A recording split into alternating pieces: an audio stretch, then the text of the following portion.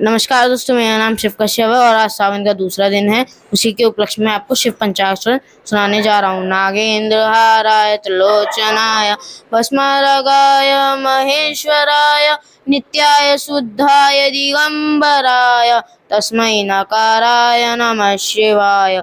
मंदाकिनी सलिल चंदन चर्चिताय नंदीश्वर प्रमथनाथ महेश्वराय।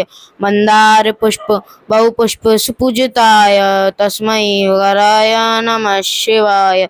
शिवाय गौरी वृदनाभवृंदाय सूर्याय दक्षाय श्रीनीलकंठस्य वृदाश्रय तस्मै शिखराय नमः शिवाय।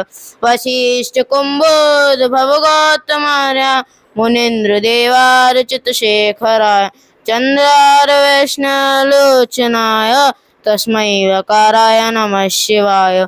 यक्षाय स्वरूपाय जटाधराय पिनाकहस्ताय सनातनाय दिव्याय देवाय दिगंबराय तस्मै यकाराय नमः शिवाय।